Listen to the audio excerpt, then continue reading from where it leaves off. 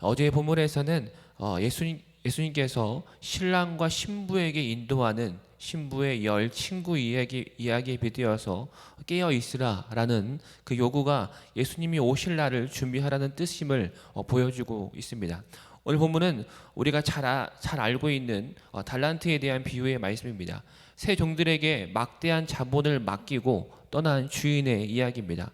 종들의 재능에 따라서 차등해서 주인의 소유가 맡겨집니다. 두 종은 곧바로 가서 장사를 해서 원금만큼의 이윤을 남깁니다. 하지만 세 번째 종은 주인에게 받은 것을 땅에 묻습니다. 주인이 돌아오자 종들은 정산을 합니다. 원금만큼 이윤을 남긴 처음 그리고 두 종은 착하고 충성된 종이라 칭찬을 받는 반면에 세 번째 종은 원금을 그대로 돌려주었음에도 악하고 게으른 종이라 책망을 받습니다. 오늘 본문에서 예수님은 어떤 분이십니까? 예수님은 자신이 돌아올 때까지 지혜롭게 투자하길 기대하시는 분이십니다. 자신이 돌아올 때까지 지혜롭게 투자하길 기대하시는 분이십니다. 15절 말씀을 제가 읽겠습니다. 각각 그 재능대로 한 사람에게는 금 5달란트를, 한 사람에게는 2달란트를, 한 사람에게는 1달란트를 주고 떠났더니 주인은 종들에게 각자의 능력에 따라서 돈을 배분합니다. 자신의 능력보다 더 받은 사람은 없고 덜 받은 사람도 없음을 우리는 오늘 본문을 통해서 알 수 있습니다. 종이 맡은 일을 완수하지 못할 경우에 자신에게 맡겨진 일이 과도했다고 변명할 수 없는 것이죠. 왜냐하면 하나님께서는 주인은 그에게 맞는 재능과 능력에 따라 그것을 배분했기 때문입니다. 그래서 실패는 그저 게으름이나 주인에 대한 미움을 의미할 뿐이었습니다. 달란트라는 것은 그것이 무엇이든 간에 무엇보다 우리가 받은 자원을 상징합니다.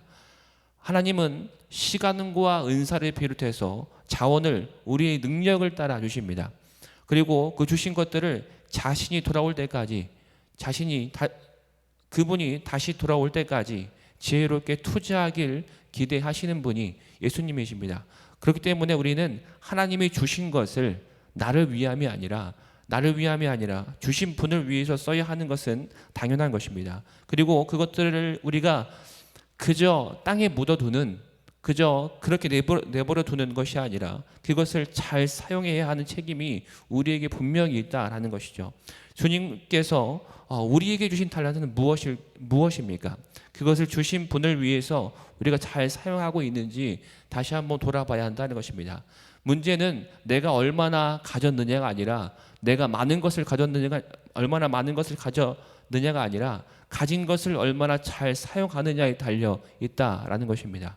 이 사실을 우리 날마다 깨닫는 그리고 순종하는 우리의 모습 되기를 간절히 소망합니다. 오늘 본문에서 우리가 적용할 것은 자기 중심적 태도를 버리라입니다. 자기 중심적 태도를 버리라. 24절에서 30절까지의 말씀에서 세 번째 종은 안전책을 강구하고 주인에게 자신을 보호하고 싶었습니다. 주인에 대한 절대적인 순종이 아니라 그 말씀에 대한 순종이 아니라 그는 자신만 생각했고 자기 중심적인 태도 때문에 심판을 받은 것입니다. 그가 즉시 가서 땅을 파고 달란트를 묻은 것을 보면은 선택에 어떤 머뭇거림의 흔적도 없습니다. 그저 그의 머릿속에는 이것을 그저 어떠한 책임에 대한 회피를 하고 싶었던 것뿐이었습니다. 그가 애초에 이렇게 할 작정이었다는 것이죠. 그리고 무엇보다 24절에서 주인을 굳은 사람으로 여깁니다. 이 굳은 사람이라는 것은 엄격하고 무자비한 사람을 의미합니다. 그렇기 때문에 자신이 만약에 달란트로 이윤을 남기려다가 주신 것에 대해서 하나님 그 주인이 나에게 주신 것에 대해서 이윤을 남기려다가 손이라도 끼치면은 벌을 주시는 그러한 심판하고 징계하시는 그러한 사람으로 주인의 성품을 이해하지 못했다라는 것을 우리가 알 수 있습니다. 우리 하나님이 우리를 불러 맡기신 일을 우리가 하지 않으려고 이러한 핑계를 대서는 안 된다라는 것입니다. 우리가 실수한다고 하나님은 곧바로 우리를 심판하시며 징계하시는 분이 아니라는 것이죠. 무엇보다 우리가 이윤을 남기는 것이 주인의 목적이 아니었습니다. 이윤을 남기고 어떠한 물질적인 풍요를 바라는 것이 주인의 목적이 아니었다라는 것이죠.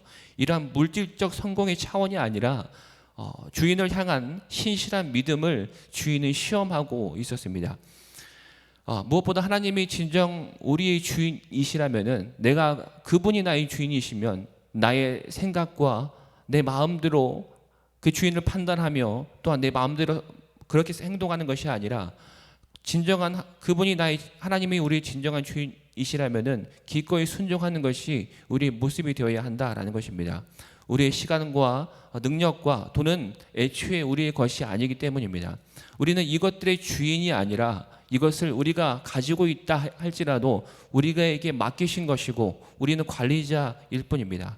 우리가 받은 것을 또한 무시하거나 허비하거나 오용하는 것은, 그러한 경우는 주신 분에게 거역하는 것임을 우리가 알아야 한다라는 것이죠. 따라서 그러한 상황이기 때문에 따라서 벌을 받아 마땅함을 오늘 본문에서 보여주고 있습니다. 말씀을 정리하겠습니다. 종말을 사는 합당한 태도가 무엇일까요?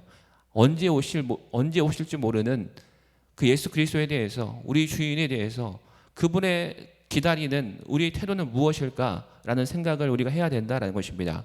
무엇보다 주님은 오셔서 어떤 기준으로 심판하시겠습니까?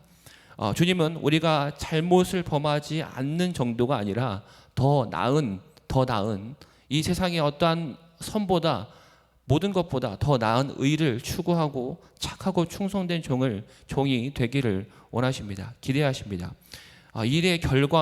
일이나 결과나 일을 처리의 능력이 아니라 주님과의 관계로 우리를 판단하시는 것이 그분의 판단 기준이라는 것이죠.